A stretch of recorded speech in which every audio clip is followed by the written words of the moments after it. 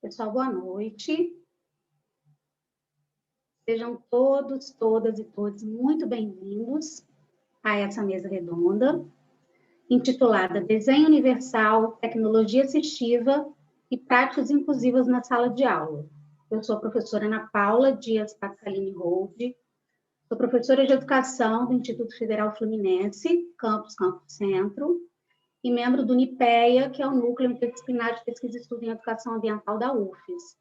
Vou fazer brevemente minha audiodescrição, tá? Tenho cabelo liso, escuro, meio castanho, avermelhado, uso óculos, estou com batom vinho e atrás de mim, na parede, tem um violão, né? Com uma luz na minha lateral e uma blusa branca, ok? É uma satisfação muito grande estar aqui compartilhando esse espaço com vocês, de trocas de saberes, experiências. E eu vou rapidamente agora contextualizar a proposta desse momento. A organização dessa mesa, bem como o tema, né, da mesma, foram pensados pelos professores que lecionam nessa fase de atividade pedagógica não presencial a disciplina Diálogos com a Escola Campo, que é o estágio, nas licenciaturas de Matemática, Letras, Teatro, Geografia, Educação Física e Ciências da Natureza do Instituto Federal Fluminense Campus Centro. Antemão, já gostaria de agradecer ao professor Décio e às professoras Ingrid, Edalma, Dienes e Marlúcia, que também representa a diretoria de ensino superior das licenciaturas. Agradecer, né? Eu gostaria de agradecer pela parceria e pelo comprometimento com a qualidade do estágio. Sabemos da importância do estágio para a vida acadêmica de nossos alunos, e agora, mais do que nunca, precisamos discutir caminhos para que a essência do estágio não se perca devido ao isolamento social. E nós, coletivamente, temos feito isso. Nesse processo, a reestruturação do plano de atividade de estágio foi necessária. Então, desta forma, essa mesa redonda compõe parte das atividades de estágio dos alunos do 7º período das licenciaturas do Instituto Federal Fluminense. Agradeço pela presença aqui dos nossos alunos do 7º período das licenciaturas, do 8º período e dos demais alunos e professores do Instituto. Entretanto, diante da relevância do tema e dos potentes diálogos que teceremos neste momento, a participação foi aberta ao público externo, por isso agradeço também a presença de cada um de vocês, né, que nos brinda nessa noite. O professor Décio, né, nos prestigiará com a palestra dessa noite. Ele é doutor e mestre em Cognição e Linguagem pela Universidade Estadual do Norte Fluminense Darcy Ribeiro, UENF, professor do Instituto Federal de Educação, Ciência e Tecnologia Fluminense, IFE, docente permanente do mestrado profissional em Ensino e Suas Tecnologias, MPET, IFE, coordenador do curso superior de licenciatura em Educação Física, do IFE, coordenador da pós-graduação Lato Sensu, Docência no Século XXI, Educação e Tecnologias Digitais, editor científico da editora Encontrografia, membro da Comissão Diversidade, Acessibilidade e Ações Afirmativas da Associação Nacional de Pós-Graduação e Pesquisa em Educação, ANPED, membro do Fórum Permanente de Direitos Humanos da Escola da Magistratura do Estado do Rio de Janeiro, EMERGE, pesquisador nas áreas Educação em Direitos Humanos,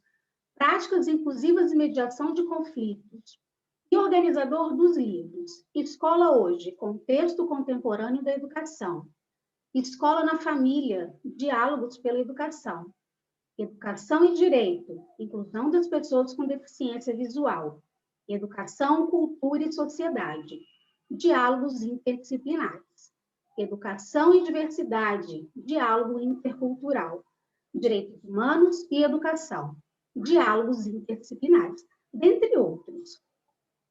E esse é um recorte, né, de um vasto currículo, né, que nos diz muito sobre o engajamento do professor Décio com a educação, especialmente com a educação inclusiva. Nós vivemos, né, há um tempo uma tentativa de retrocesso em relação às políticas de inclusão, o retorno a políticas de ensino segregado. deixando claro que é preciso fortalecer a educação inclusiva. Por isso, professor Décio, minha gratidão de antemão por esse diálogo tão necessário. O senhor está com a palavra, fica à vontade. Boa noite a todas, todos e todes.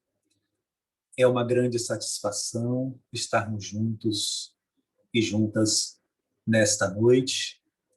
Agradeço a confiança, o convite das colegas, professora Edalma, professora Dienes, professora Marlúcia, professora Ingrid e professora Ana Paula Rolde, que está nos dando a honra de coordenar os trabalhos nesta noite. Também agradeço aos nossos queridos intérpretes, a Lauísa e o Diogo. Agradeço também a todos os convidados que estão aqui conosco, os docentes, discentes do nosso Instituto Federal Fluminense, em especial os alunos e alunas das licenciaturas, também aqueles colegas pesquisadores, colegas professores de outras universidades, de outras instituições e representantes da comunidade em geral. O tema que me foi confiado nesta noite é muito caro, muito relevante para todos nós. Por quê? Falar de desenho universal, falar de tecnologia assistiva, falar de práticas inclusivas na sala de aula é algo muito desafiador, em especial em tempos de pandemia e de isolamento social. Quero dizer que cada um desses temas, por si só, nos demandaria um seminário, um simpósio, um congresso. Mas, dado a demanda dos nossos cursos de aprofundar os seus estudos, as suas trocas de experiência na temática da inclusão do público-alvo da educação especial, ou seja, pessoas com deficiência, transtorno global do desenvolvimento e altas habilidades, aqui estamos nós a falar. Queremos dizer que eu vou preferir, neste momento, para que fique melhor a compreensão, definir um público específico da educação especial para que nós possamos trabalhar nesta noite.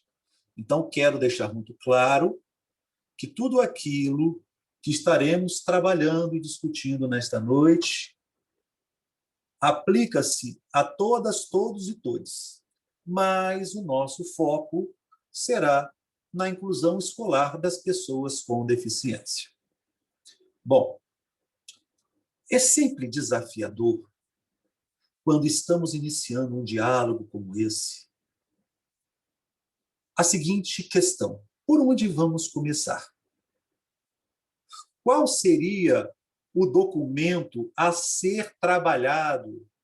Qual seria o documento que nós precisaríamos examinar para que possamos compreender de uma maneira mais clara tudo aquilo que buscamos? Então, como nós temos aqui um grande grupo de licenciandos do curso de Educação Física, eu vou dar um exemplo. Ninguém inicia uma partida de um jogo ou de uma modalidade esportiva sem conhecer as regras, não é verdade? Pois muito bem. Da mesma forma, a melhor maneira de conhecermos este universo da inclusão do público-alvo da educação especial, e mais especificamente das pessoas com deficiência, é justamente conhecendo a normativa. É claro que o Brasil dispõe de uma vasta legislação. Nós temos normativas que têm mais de 60 anos e que ainda orienta ou melhor, que ainda orientam a inclusão deste grupo. No entanto, eu chamo a atenção neste momento para que a gente possa lançar o nosso olhar para um dos documentos mais recentes e mais completos, que é a Lei 13.146 de 2015, o Estatuto da Pessoa com Deficiência ou Lei Brasileira de Inclusão. Eu vou pedir à professora Ingrid que coloque aí no chat o link para que a gente possa, caso julgue necessário, utilizar a legislação. E por que é muito importante que a gente conheça este universo a partir da legislação? Primeiro, que eu considero o Estatuto da Pessoa com Deficiência um documento bem atual, bem completo, embora tenho que reconhecer que carece de algumas melhorias, de uma regulamentação mais específica, no intuito da gente melhorar as discussões e o desdobramento das ações, práticas e políticas nesse sentido. Pois muito bem. Então, inicialmente, eu convido a cada um de nós a pensar um pouco quem são estas pessoas. Quem são as pessoas com deficiência? Porque, na verdade, a gente sempre, quando fala de inclusão, fala de necessidades educacionais especiais, a gente sempre está, assim, a se perguntar qual é a deficiência. E, às vezes, nós nos esquecemos que a deficiência é uma situação. Ela não define a pessoa. Por que digo isso? Porque quando estamos diante de uma pessoa cega, ou de uma pessoa surda, ou de uma pessoa com autismo, geralmente nós esquecemos do todo e ficamos apenas na deficiência. E por quê? E por quê que agimos dessa forma? Porque, na verdade, nós somos educados, nós somos formados, nós somos induzidos a pensar o outro a partir de padrões estabelecidos. Estabelecidos pela sociedade, pela comunidade, pela cultura em que estamos inseridos. E é bem verdade que quando olhamos para o outro, querendo impor ao outro um padrão, nós estamos, de uma certa forma, ignorando a identidade da pessoa. Nós estamos ignorando a sua história, nós estamos ignorando a sua cultura, nós estamos ignorando as suas especificidades. Então, é importante que a gente esteja pronto a acolher o outro, não a partir de nossas expectativas, de nossas crenças ou de nossos padrões, mas a partir do próprio outro, da própria pessoa que está diante de nós. Eu fico a me perguntar o que passa pela cabeça de nós, professores, porque aqui acredito que somos todos professores, em formação inicial e em formação continuada, o que passa pela nossa cabeça quando recebemos dentro de nossas salas um aluno com deficiência. O que pensamos? O que passa por nossas cabeças? A primeira coisa é como incluir, como ensinar.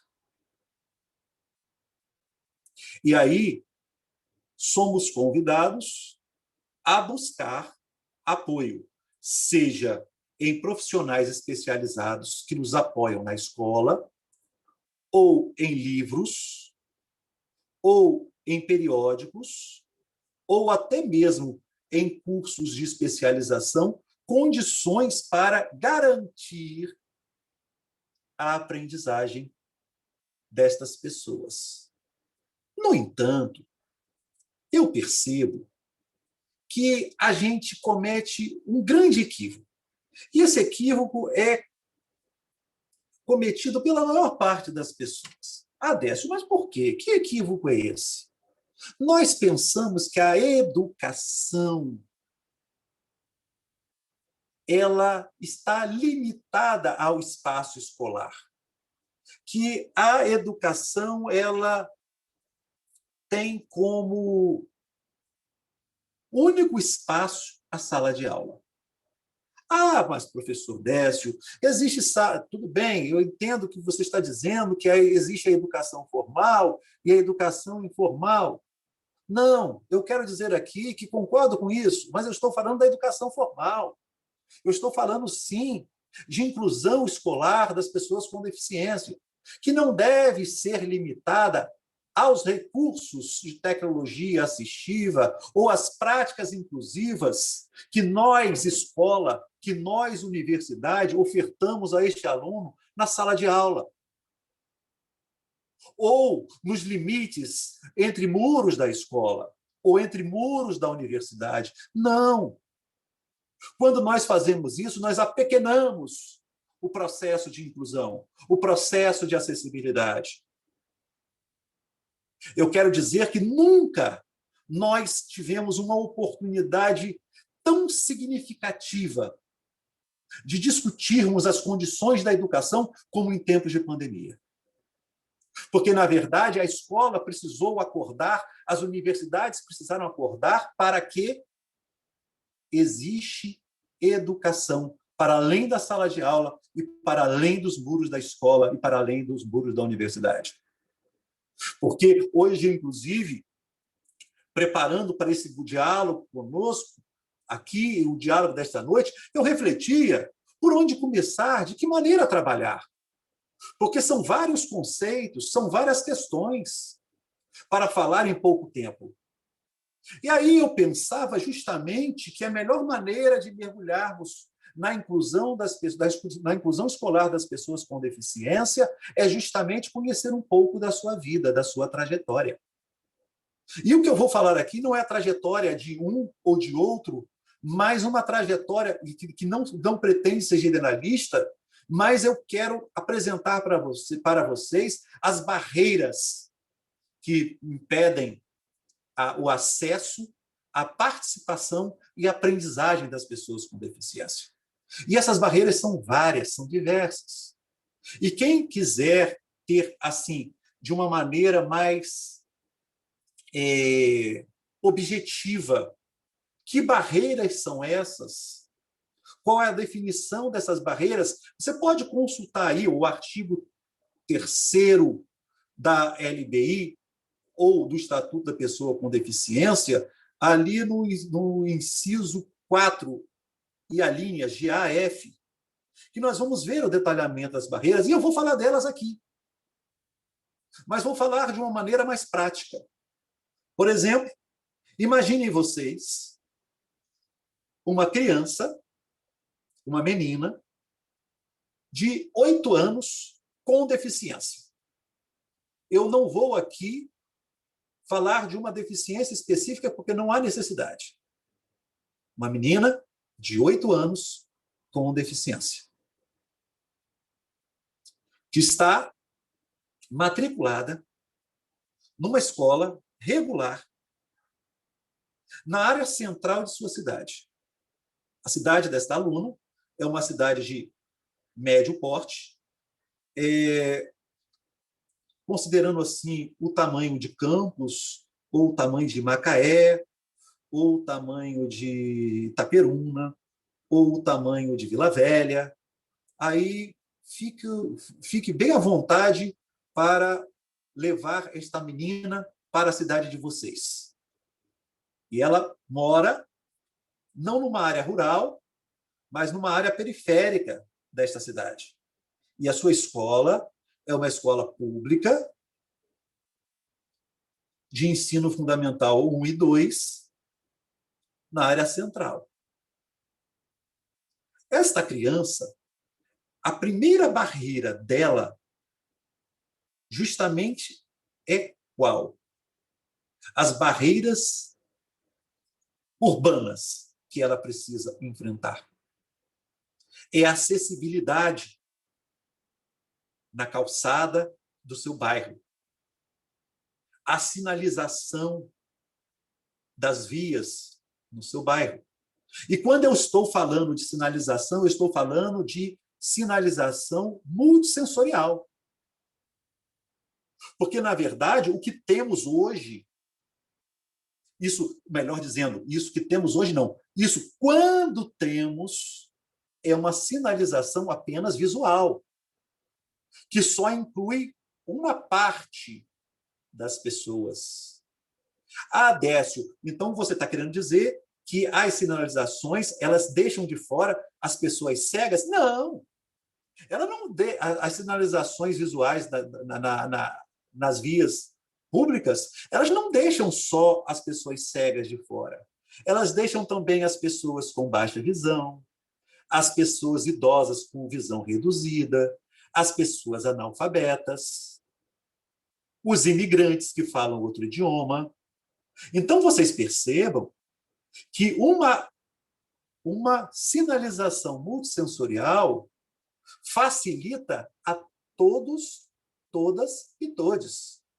Então, quer dizer, além disso, além das barreiras, as calçadas que são irregulares, as sinalizações que são precárias, carros mal estacionados, entulho nas calçadas, lixos, buracos. Existe outra barreira que esta menina de 8 anos, acompanhada ou desacompanhada, vai enfrentar, que é a barreira dos transportes. Ah, Décio, mas eu moro numa cidade que não é campus, que tem ônibus. Que o ônibus passa toda hora. Só que é preciso compreender que a maior parte dos ônibus não tem acessibilidade. E quando tem acessibilidade, é uma acessibilidade tão simplesmente voltada para as pessoas com dificuldade motora. São aquelas que têm o elevador para que a cadeira possa entrar no ônibus. Mas vocês sabem muito bem que as condições dos nossos ônibus, quando existem, são precárias. Imagine cada um de nós aqui tem umas centenas de histórias acerca de ônibus. Quantas pessoas chegaram com uma antecedência de 1 hora no ponto do ônibus e só conseguiram chegar à escola, ou ao IFE, ou à universidade, meia hora depois. E aí eu pergunto a vocês, é justo a gente impedir a entrada de crianças, de adolescentes em escolas por causa de atraso, quando esse mesmo poder público não dá condições de transporte para que as pessoas possam ir e vir?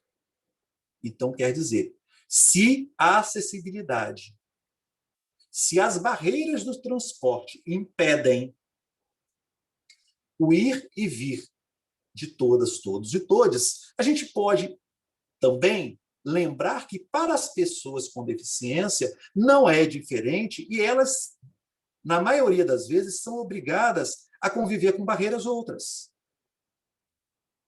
Então, digamos que esta menina de 8 anos, acompanhada ou desacompanhada, ela mora em um bairro que a acessibilidade urbana é ideal, a acessibilidade dos transportes é ideal, mas nós vamos perceber que a acessibilidade arquitetônica da escola não é tão favorável assim.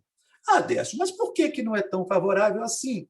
Porque, geralmente, a gente julga a acessibilidade de que maneira?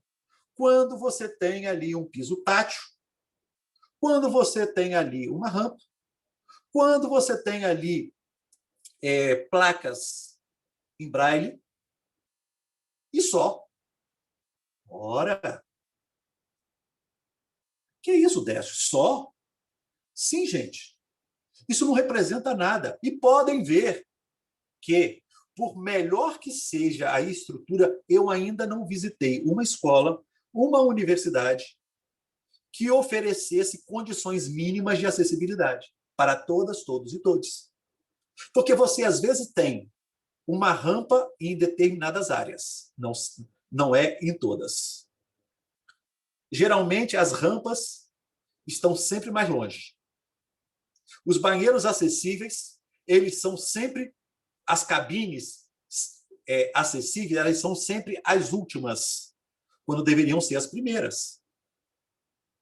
Então, a pessoa com deficiência, ela tem que se locomover até lá o final. E outra, falamos de banheiro acessível como só fosse pessoa com deficiência e só precisasse de acessibilidade as pessoas em cadeira de roda. Vocês imaginem a situação de uma pessoa cega num banheiro coletivo com mais de 12 cabines, onde você não tem piso tátil nem sinalização nenhuma. Então, você fica meio que a perder navios. Eu já vi história, inclusive, de colegas cegos, e aí eu não vou falar o nome para não comprometer, que quase que lava o rosto no mictório. Brincadeira à parte, é um risco que se corre. Imaginem vocês. Então, quer dizer que essa coisa de rampa, de banheiro acessível, de piso tátil, e aí uma outra coisa, o piso tátil geralmente é colocado onde? Onde a gente supõe que a pessoa com deficiência vai passar. Geralmente é de uma área comum, do portão a um banheiro, do portão a uma sala de aula, e parece que aquela pessoa não pode transitar em toda a escola, em toda a universidade, em todo o instituto. Então, estou apenas trazendo aqui um exemplo para que a gente possa pensar um pouquinho. Não é porque tem rampa, não é que tem piso tátil que tem acessibilidade.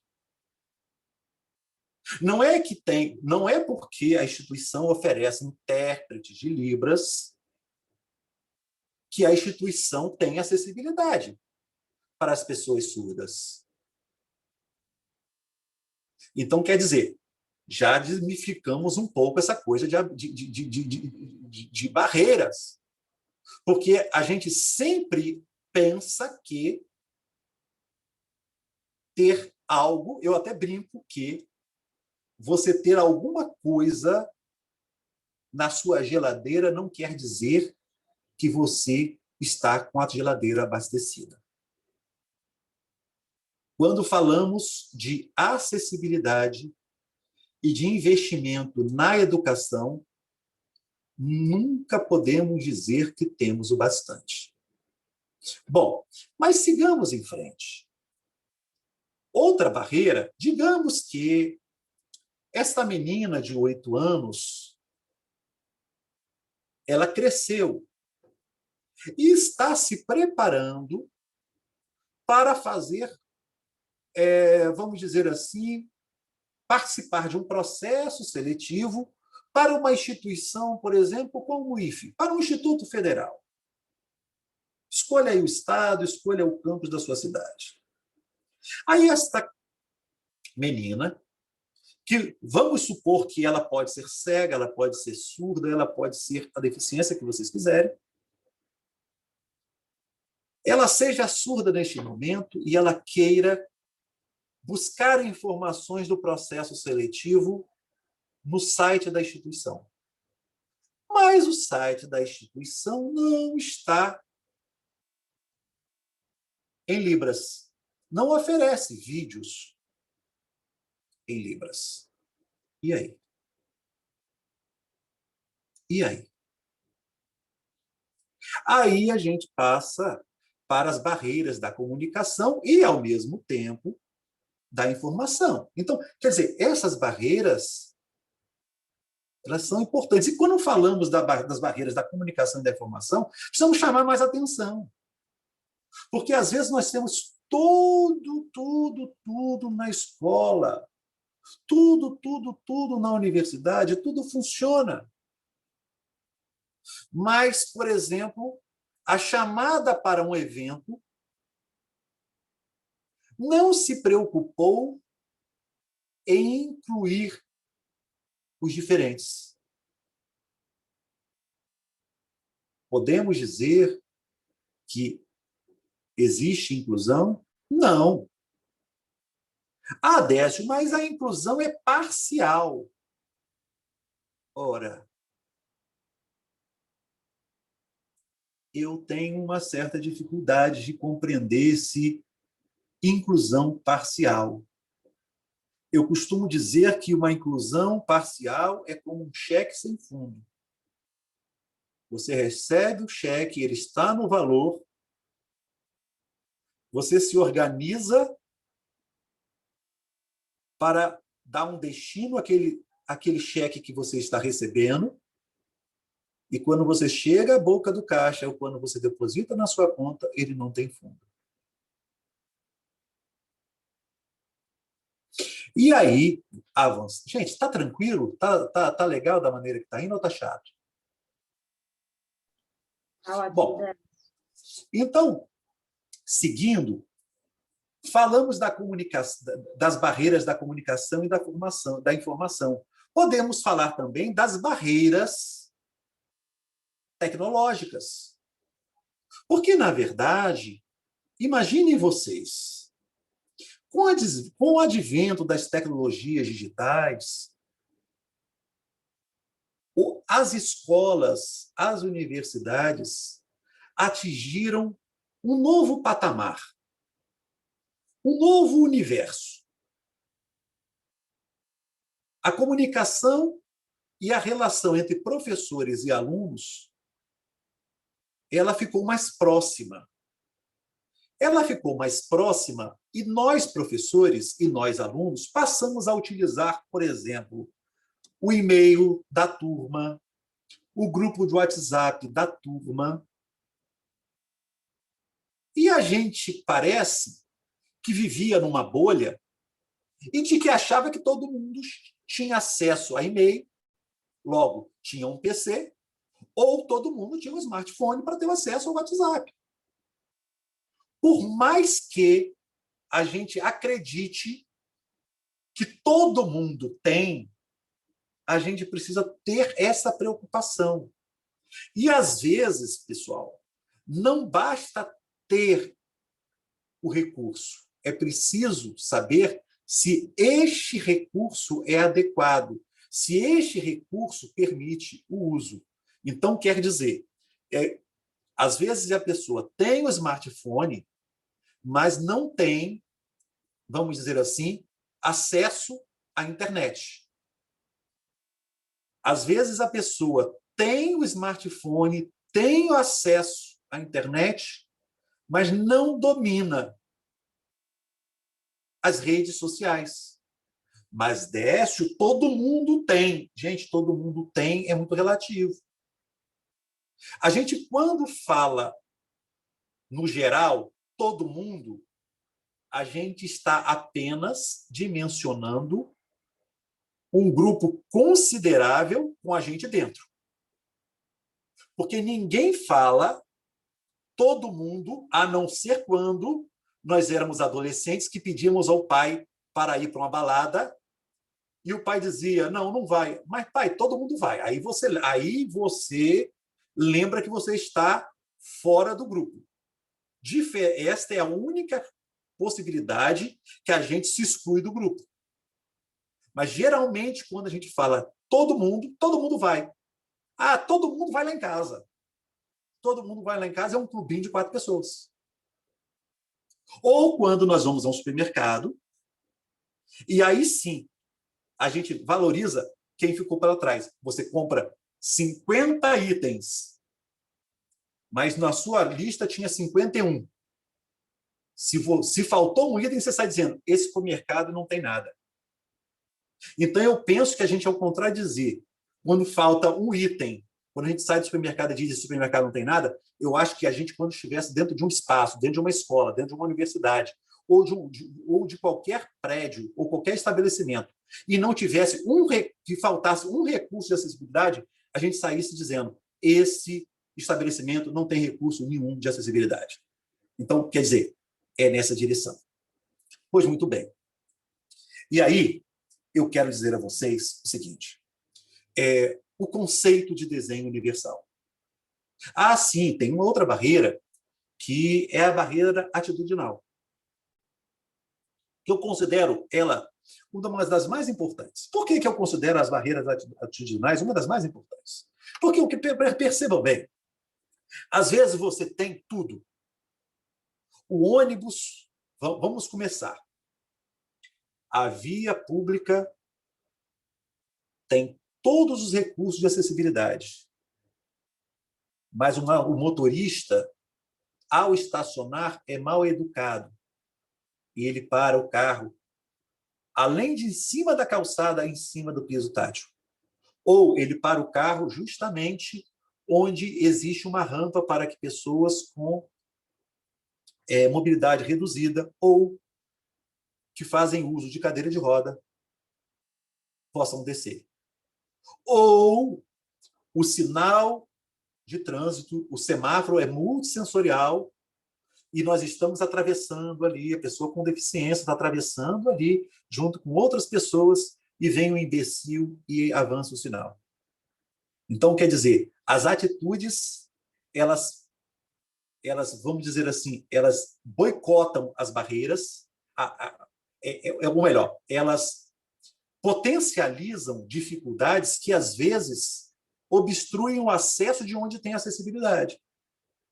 E também as atitudes, elas podem compensar a ausência das outras acessibilidades. Então, a atitude inclusiva é fundamental. Então, às vezes, claro, o ideal é que tenha tudo isso. Por exemplo, não adianta o motorista do ônibus ter feito uma formação, o ônibus ter recurso de acessibilidade e ele não parar para que uma idosa ou para que uma pessoa cega ou para que uma pessoa em cadeira de roda possa subir. Não adianta. Então, a atitude é muito importante. E quando falamos de escola, quando falamos de inclusão escolar, as atitudes são fundamentais. Mas aí nós vamos conversar sobre as atitudes inclusivas quando estivermos falando de práticas inclusivas. Desenho universal, pessoal, é um conceito americano que inicialmente foi pensado lá na Universidade da Carolina,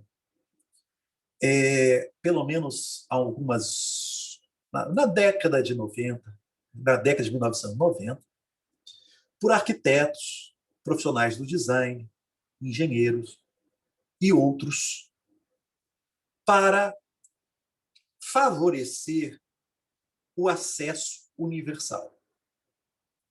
E, lamentavelmente, quando a gente fala universal, a gente ainda pensa muito naquelas pessoas que nós conhecemos, nas necessidades que são de nosso conhecimento. Mas a concepção, a perspectiva do desenho universal, ou como chamam os americanos, eu prefiro o design universal. Por que eu prefiro design a desenho? Quando falamos de desenho, estamos muito falando do plano, do projeto. O design é mais completo. Ele inclusive, considera sensações, emoções, percepções. Então, o design é mais um todo. Mas não vamos entrar nisso, que isso ia dar uma discussão longa para outro dia. Então, o desenho universal é quando nós planejamos, projetamos pensando na diversidade humana. E pensar na diversidade humana é pensar em algo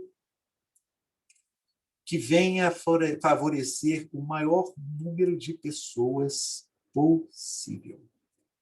E mais, que este projeto, que este plano seja flexível, ele possa ser, vamos dizer assim, facilmente transformado para acolher diferenças outras. Eu vou dar um exemplo. Quando nós projetamos uma biblioteca, pensando na diversidade humana, a gente tem uma biblioteca mais confortável, mais agradável, onde eu me recordo que nas bibliotecas da minha adolescência, isso há 30 anos atrás, eu tinha até medo de passar entre as estantes, porque o risco, quer dizer, você olha assim, estantes repletas de livro, até pelo menos assim 1,80 m, e você sempre fica pensando, será que isso vai cair? Eu me recordo, e aí eu não vou precisar, mas penso que ali não tinha mais de 70 centímetros, 80 centímetros entre uma prateleira e outra. Então aquilo dava uma sensação de mal-estar. A gente entrava ali para procurar o livro, a vontade que tinha de sair dali. Primeiro que a biblioteca, para a maioria, não é um lugar muito agradável de se entrar. Para a maioria, infelizmente. Mas quando você vê um lugar dessa forma, agora, se a gente pensasse em corredores que pudessem garantir o acesso de todas e todos, olha, gente, era outro mundo, era outra coisa. Então, a mesma coisa, vamos falar dos supermercados. A mesma coisa, vamos falar dos restaurantes. Às vezes, eu vou dizer que a sensação que eu tenho em alguns restaurantes é que os garçons levitam. Porque se a gente passa entre as mesas com dificuldade, imagine eles com bandejas repletas de coisas. Então, quer dizer, vocês sabem bem do que eu estou colocando. Então, quer dizer que aquilo que é acessível é confortável, é prazeroso. E aí, falando em conforto, em prazer, quer dizer que a gente acaba lembrando de um espaço muito conhecido de todas e todos nós, a sala de aula. Quantas vezes nós adentramos uma sala de aula e nos amontoamos, quase uns em cima dos outros, em cadeiras pouco confortáveis, em salas quentes, onde a sala tem mais pontos cegos para ver a lousa ou para ver a projeção do que espaço de visão. Quantas vezes somos obrigados a, em salas tumultuadas, barulhentas, ouvir um professor que fala baixo. Então, quer dizer que pensarmos no desenho universal de escola, de sala de aula, de carteira, de computador, de teclado, de mouse, é pensar na comodidade, no conforto, no acesso de todas e todos e todos. E, lamentavelmente, esses recursos pensados a partir do desenho universal, eles custam mais. E aí a gente acaba descobrindo que a mãe de todas as barreiras é econômica. que as barreiras econômicas nos impedem, somada ao egoísmo e o capacitismo, nos impedem de ofertar o melhor para todas e todos e todos. Agora, Décio falou de barreira econômica, falou de egoísmo. Barreira econômica nós sabemos o que significa. Barreiras, a barreira do egoísmo também sabemos. E a barreira do capacitismo? O que é capacitismo? É a discriminação às pessoas com deficiência. Muito se fala em racismo estrutural. Legítimo. Mas eu quero dizer que ele não está sozinho. Estamos num período em que os padrões hegemônicos nunca foram tão potencializados. Mas o capacitismo, sim, o capacitismo, é a discriminação que carregamos sem nos dar conta das pessoas com deficiência. E falar de capacitismo daria outro encontro como esse. Só quero lembrar que o capacitismo é crime. Encontra-se aí quem está com o Estatuto da Pessoa com Deficiência aberto aí, artigo 88. E olha, nós discriminamos por ações e por omissões. Então, quando eu, gestor, quando eu, professor, quando eu, colega, obstruo intencionalmente ou não o acesso, a participação e a aprendizagem de uma pessoa com deficiência, eu estou incorrendo num crime. Observe. Pois muito bem.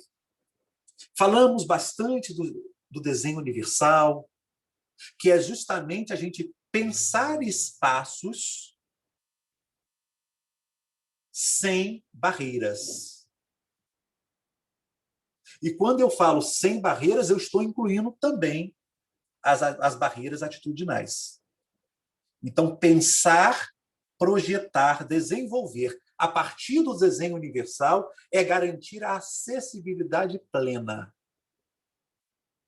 a inclusão plena, sem barreiras. Pois muito bem. Agora, às vezes, por mais que este planejamento, que este design seja universal, ele vai necessitar de recursos específicos,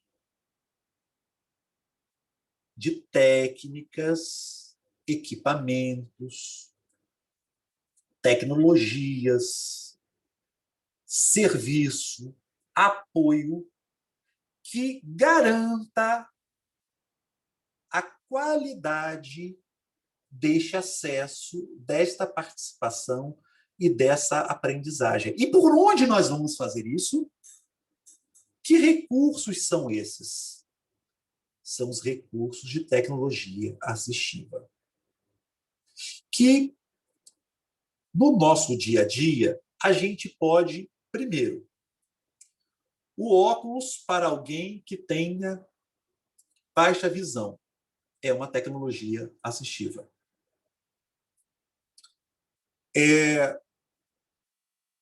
Um ledor de tela, um software, um ledor de tela, é um recurso de tecnologia assistiva. Um teclado adaptado, é um aplicativo que possa potencializar o acesso daqueles que têm dificuldade motora. Vamos dizer, uma carteira especial. Uma lousa digital com recurso sonoro.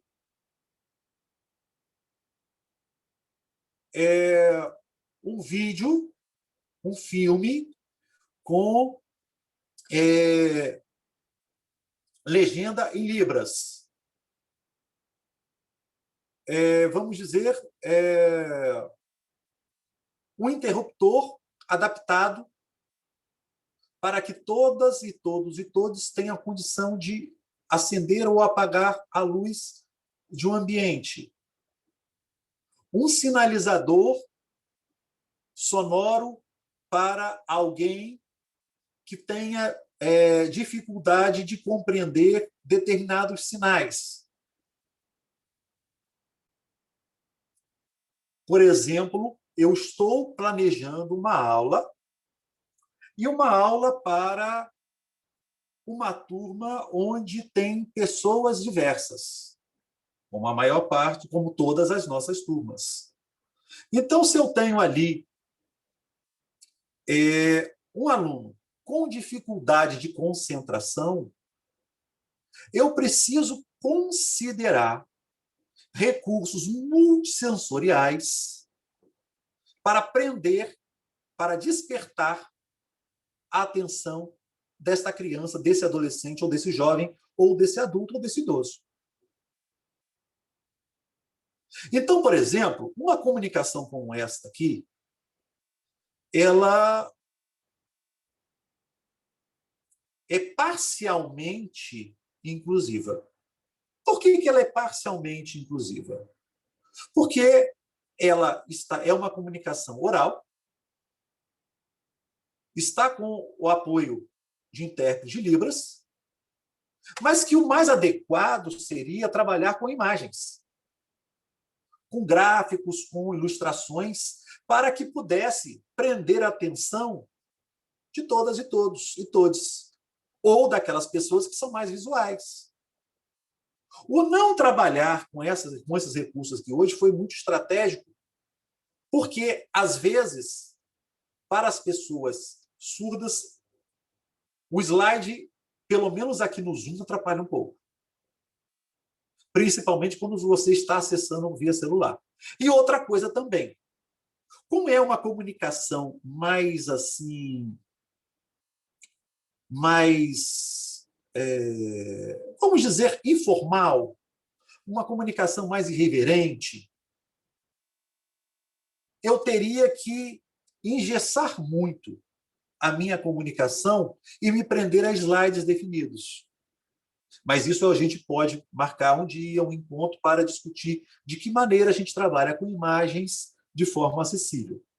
Pois muito bem. E aí a gente pode fazer a audiodescrição das imagens. Por exemplo, a Ana Paula iniciou a fala dela fazendo uma audiodescrição dela. Eu não fiz a minha. Mas deveria ter feito. E aí eu falaria assim a vocês: bom, eu sou homem, de pele clara, cabelo curto, estou com fone de ouvido e estou com óculos e uma camisa verde.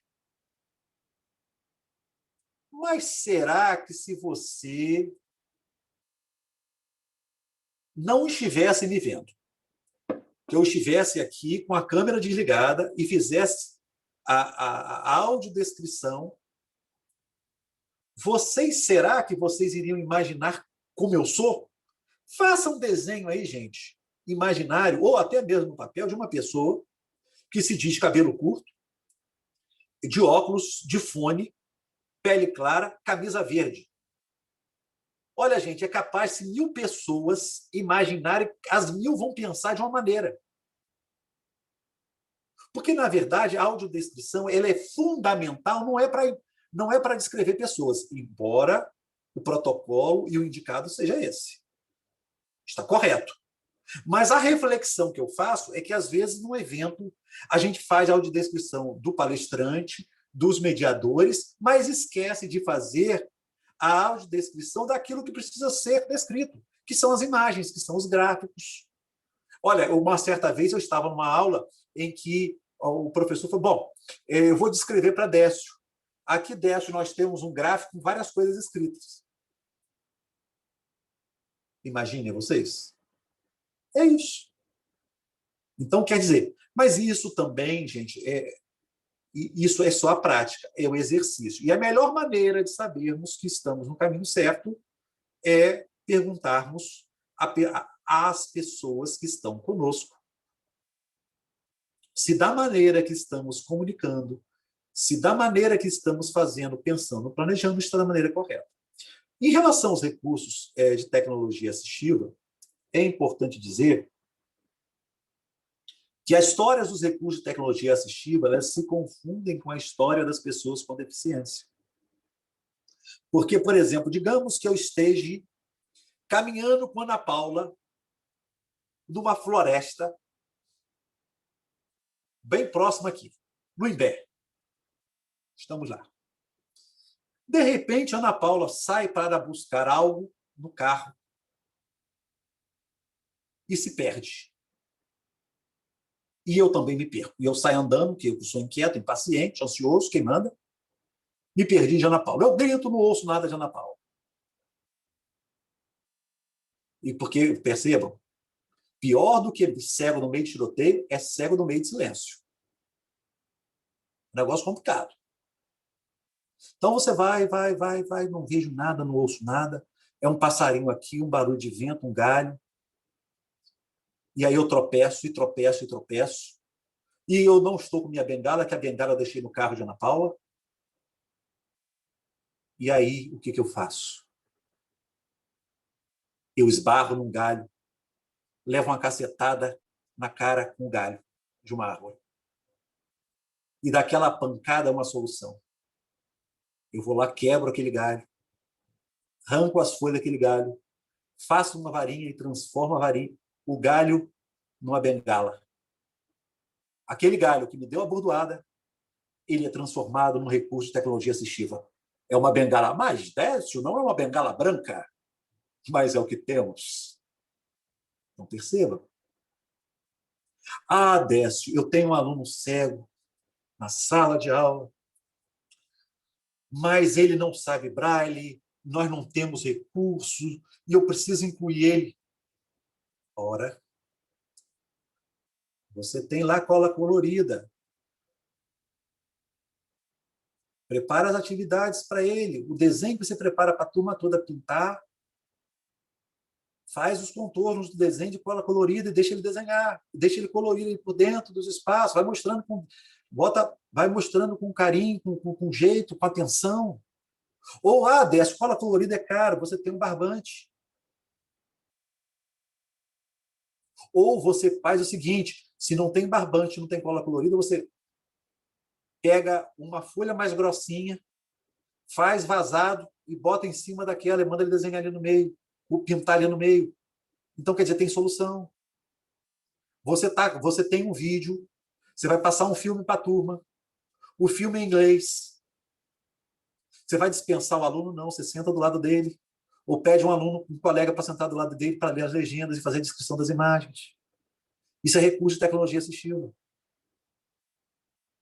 Então, quer dizer, existem os recursos de tecnologia que são artesanais, que são aqueles de baixa complexidade, são aqueles mais simples de fazer, aos mais complexos, até formas, desenhos feitos em impressora 3D, e também os recursos de tecnologias digitais de informação e comunicação, que aí é o aparelho, são PCs, são tablets, são smartphones, são bengalas eletrônicas, são sensores, são scanners que possam dar essas possibilidades a gente. Então, recursos de tecnologias assistivas, gente, Décio, mas o recurso de tecnologia assistiva é de uso do aluno, é de uso da pessoa com deficiência. Mas nós, pessoas sem deficiência, que interagimos e trabalhamos e convivemos com as pessoas, precisamos manejar, administrar, saber manejar, administrar, conduzir e até criar esses recursos de tecnologia assistiva. Quem foi professor no interior, quem foi professor em área periférica pública, sabe bem o que eu estou falando. que é fazer com as suas próprias mãos, que lá fora, isso hoje tem um modelo de cultura maker, mas faça você. O ideal é que a escola forneça. Mas se a escola não fornece, a gente tem que se virar nos 30, nós professores. E outra coisa, e também cabe a nós, na ausência de acessibilidade, na ausência de recursos de tecnologia assistiva, fazer valer o direito dessas pessoas. Lembre-se que a gente discrimina também por omissão. Pois muito bem. Que horas são, gente? Olha, já passa 1 hora e 1 minuto de comunicação. Então, falando das práticas inclusivas. Falando agora das práticas inclusivas. Nós temos o desafio. As práticas inclusivas, elas estão presentes tanto no âmbito do desenho universal, quanto no âmbito dos recursos de tecnologia assistiva, quanto na ausência destes últimos. Por quê?